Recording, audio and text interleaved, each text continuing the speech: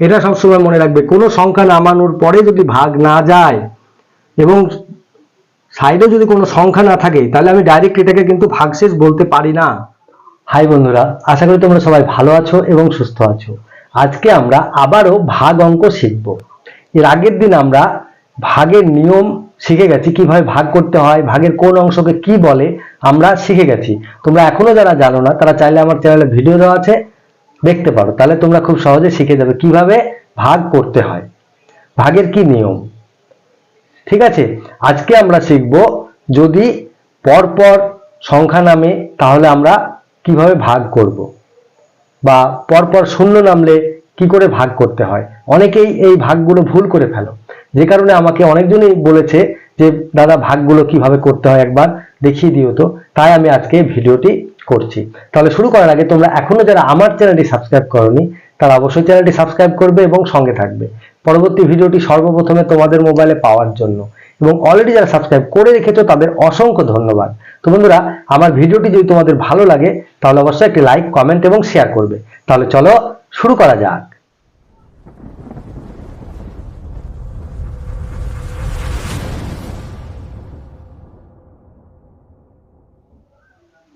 তো বন্ধুরা, আজকে আমরা পরপর সংখ্যা নামলে কিভাবে ভাগ করতে হয় এবং পরপর শূন্য নামলে কিভাবে ভাগ করতে হয় আমরা একদম সহজে শিখে নেব। তাহলে চলো দেখে নিই।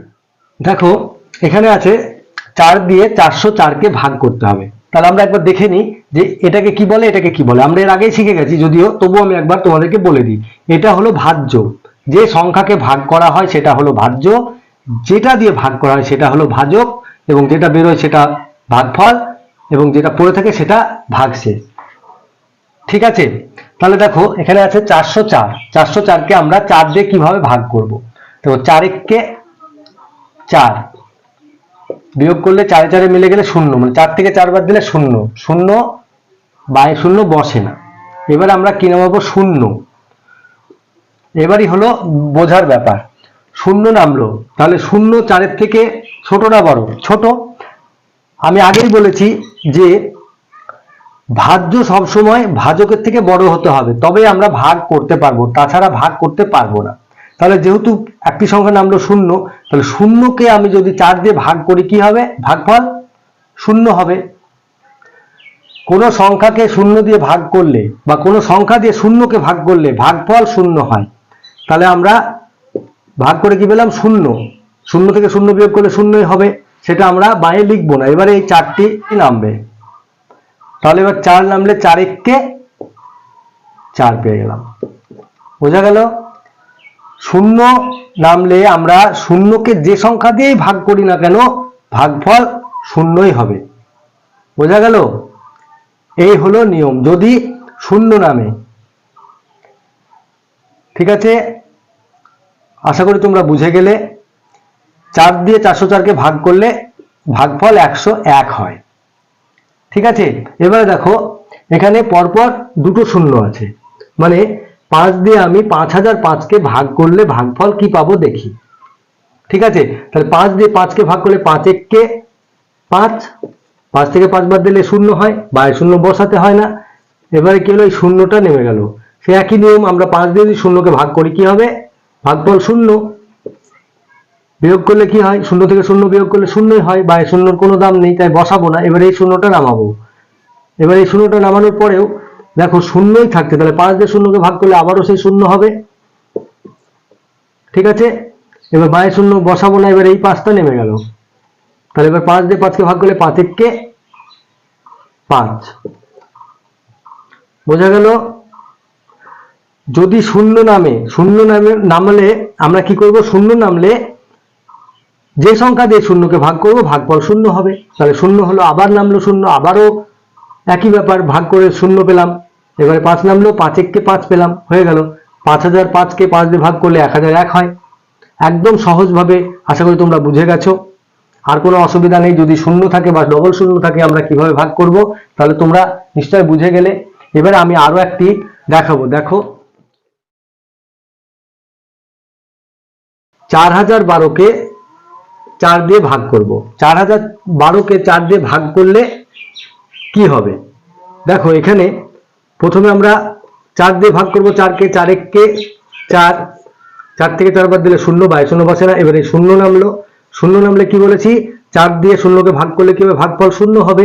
তাহলে 0 সঙ্গে 0 বিয়োগ করলে 0 হয়, বাই 0 বসে না। এবারে এই একটা নামলো, 1 নামলে আমরা কি করব, 4 দিয়ে 1কে ভাগ করা যায় না, যেহেতু আমার ছোট সংখ্যা। ভাজ্য যদি ছোট হয়, ভাজক বড় হয়, তাহলে ভাগ করতে পারি না। তাহলে এবার আমরা কি করব, এই 2টা নামাবো। এবার এই সংখ্যা নামার পরেও যখন ভাগ যাচ্ছে না, এই যখন 2টা নামলো, এই 2 নামার জন্য আমরা এখানে একটি 0 পাবো। এটা ভালোভাবে মনে রাখবে। পরপর যদি সংখ্যা নামে, একটি সংখ্যা নামলো, তার জন্য আমরা কিছুই পেলাম না, যেহেতু ভাগ যাচ্ছে না তাই আমাকে আরো একটি সংখ্যা নামাতে হলো। পরপর যখন দুটো সংখ্যা নামলো, তার জন্য আমি এখানে একটি 0 পাবো। এই কথাটা সবসময় মনে রাখবে, ঠিক আছে?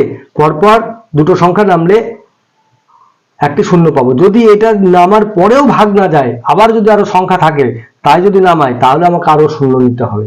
এটাই হলো নিয়ম। তাহলে এখানে এই সংখ্যাটা নামার পরে হলো কত, 12। 4 দিয়ে 12কে ভাগ করলে 3 4 12, এবারে মিলে গেল। ঠিক আছে, এই হলো নিয়ম। তাহলে আমরা কি পেলাম, 1003 ভাগফল। তাহলে প্রথমে আমরা এটাকে ভাগ করলাম, করার পরে 0 নামলো, 0কে 4 দিয়ে ভাগ করলে 0ই হয়। ঠিক আছে, এবারে 1 নামলো, 1 যেহেতু 4-এর থেকে ছোট, তাই আমরা ভাগ করতে পারছি না, তার জন্য 2 নামলো। এবার হয়ে গেল 12, 12কে আমরা 4 দিয়ে ভাগ করে 3 পেলাম। তার জন্য যে 2 নামলো, তার জন্য আমরা কি করলাম, 2 নামার জন্য এখানে একটি 0 পেলাম। মানে পরপর দুটো সংখ্যা নামলে একটা 0 পাবো। এটাই হলো নিয়ম।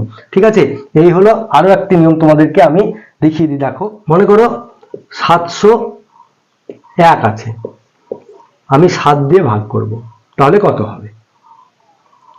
ঠিক আছে, 701কে 7 দিয়ে ভাগ করলে কি হয় দেখো, আমরা দেখে নিচ্ছি। 7 দিয়ে যদি আমি 7কে ভাগ করি, 7 এককে 7, 7 থেকে 7 বাদ দিলে 0, বাই 0 বসে না। 0 নামলো, 0 নামার পরে আমরা 7 দিয়ে 0কে ভাগ করলে কি হবে, 0 হবে। আমরা আগেই শিখে গেলাম। তাহলে 0 থেকে 0 বাদ দিলে 0 হয়।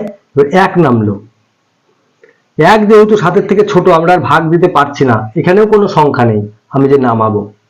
তাহলে আমরা এবার কি করব, এটাই হলো সব থেকে বোঝার ব্যাপার। যখন আমাদের এখানে আর কোনো সংখ্যা নেই, অথচ এটা নেমে গেল, এটা কিন্তু ভাগশেষ হবে না।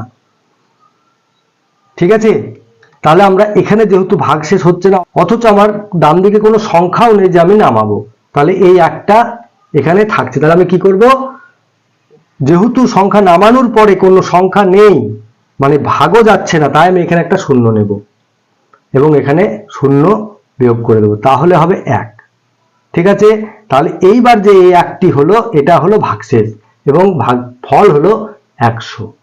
এটা সবসময় মনে রাখবে, কোনো সংখ্যা নামানোর পরে যদি ভাগ না যায় এবং সাইডে যদি কোনো সংখ্যা না থাকে, তাহলে আমি ডাইরেক্ট এটাকে কিন্তু ভাগশেষ বলতে পারি না। কেননা এখানে ভাগ এখনো যাওয়ার ছিল কিন্তু যায়নি, মানে এখানে বিয়োগ করে যতক্ষণ না নামাবো ততক্ষণ এটা ভাগশেষ নয়। এই কথাটা সবসময় মনে রাখবে। তাহলে এবার এই যে একটা নামালাম, এবার এখানে আমি এখানে একটা 0 নিলাম, এখানে 0 বিয়োগ করে দিলাম, তাহলে হলো 1। এবার এটা হলো ভাগশেষ এবং ভাগফল হলো 100। এটাই হলো নিয়ম। তাহলে আশা করি তোমরা বুঝে গেলে। তো বন্ধুরা, আশা করি তোমরা ভাগের অনেকটাই শিখে গেলে। তাহলে এগুলো কিন্তু প্র্যাকটিস করবে, এই ভাগগুলো প্র্যাকটিস করবে এবং অন্যান্য সংখ্যা দিয়ে ভাগগুলো প্র্যাকটিস করবে, তাহলে তোমরা ভাগ শিখে যাবে। দেখো, ভাগ কাকে বলে, ভাগ কিভাবে করতে হয় আমি কিন্তু শিখিয়ে দিলাম। তোমরা এটা প্র্যাকটিস করবে এবং কতটা শিখলে আমাকে জানাবে। তাহলে ভালো থাকবে, সুস্থ থাকবে, মন দিয়ে লেখাপড়া করবে এবং অঙ্ক বারবার প্র্যাকটিস করবে। যত প্র্যাকটিস করবে তত শিখবে। ভালো থাকবে, সুস্থ থাকবে। আজ তাহলে আসি, টাটা।